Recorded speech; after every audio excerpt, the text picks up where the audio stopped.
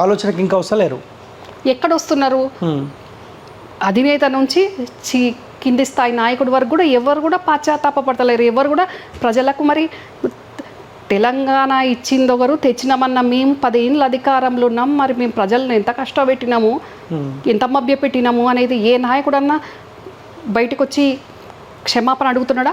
అట్లా ప్రజలకు తెలిసే విధంగా క్షమాపణలు అడుగుతలేరు. కానీ దొంగసాటుగా బల్లు లెక్క, బల్లి ఎట్లా పోతుంది ఒక ఇంట్లోకి మనకు తెలియకుండా, కంటికి కనబడకుండా, అట్లా బల్లిలాగా బాల్క సుమన్ కూడా మా నాయకుల ఇంట్లోకి వచ్చి కాపాడండి అని వచ్చే పరిస్థితి ఈరోజు కనపడుతుంది. అదే బాల్క సుమన్ ఎందుకు కాపాడండి అని బల్లిలాగా ఒక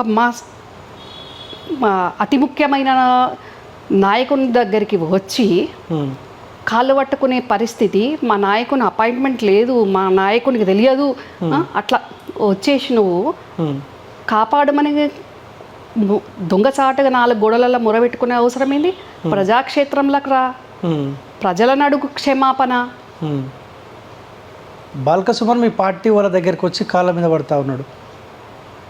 100% ఇది వాస్తవం. రమ్యారావు ఎప్పుడు వాస్తవాలే చెప్తుంది. నెల రోజులు కూడా కాలేదు. ఏం తప్పిదం చేసింది బాల్క సుమన్? ఏ విషయంలో కాంగ్రెస్ పార్టీ నాయకుల దగ్గర కాళ్ళ మీద పడాల్సిన అవసరం బాల్క సుమన్కి వచ్చింది?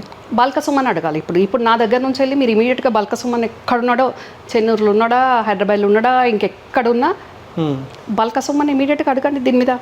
ఏం చెప్పు? బాల్క సుమన్ ఈ కుటుంబానికి, కేసీఆర్ కుటుంబానికి చాలా దగ్గర. సో కేటీఆర్ని ఏ తరహాలో అయితే కేసీఆర్ చూసాడో బాల్క సుమన్ కూడా సొంత కొడుకులానే చాలాసార్లు రిసీవ్ చేసుకున్న పరిస్థితి కూడా మనం చూసినాం.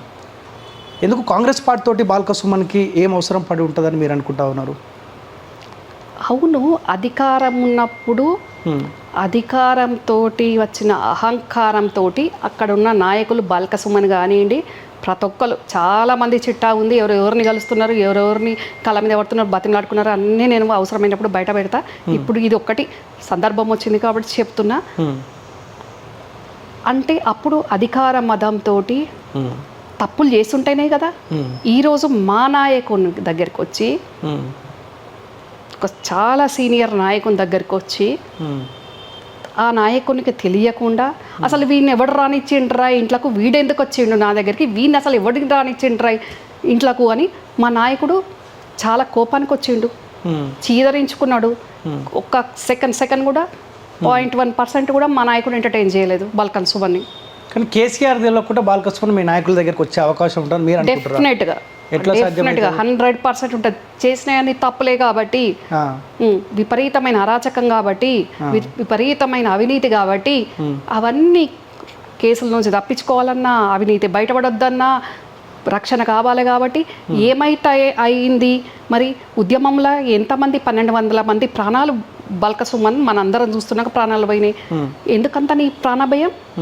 ఏ రోజన్నా నువ్వు 1200 మంది, నువ్వు కూడా విద్యార్థి నాయకునివే కదా, అక్కడి నుంచే రాజకీయ నాయకుని అయినావు కదా, మరి 1200 మంది ప్రాణాలు గాల్లో కలిసిపోతే మాట్లాడని బాల్క సుమన్ ఈ రోజు మా సీనియర్ నాయకుని ఇంటికి వచ్చి కాళ్ళ మీద పడేంత అవసరం ఏంది? ఏమైతుంది? ఉండు, నీ కేటీఆర్ దగ్గర ఉండు, నీ కేసీఆర్ దగ్గర ఉండు. కేటీఆర్ తర్వాత నువ్వు ఒక టైంలో హరీష్ రావును కూడా కాదు అన్నంత నువ్వు నడిపించుకున్నావు. అవునా? మరి అట్లాంటివని నువ్వు నాయకుడు కష్టకాలంలో ఉన్నాడు, పార్టీ కష్టకాలంలో ఉన్నప్పుడు పార్టీ దగ్గర ఉండాల్సిన నీవు ఈరోజు మళ్ళీ ఈ మా నాయకుని దగ్గరికి వచ్చే అవసరం ఏంది? బాల్క సుమన్ లాగా చాలా మంది వస్తూ ఉన్నారా మీ పార్టీ వాళ్ళ దగ్గర కాళ్ళ మీద పడడానికి? అవును. ఓకే.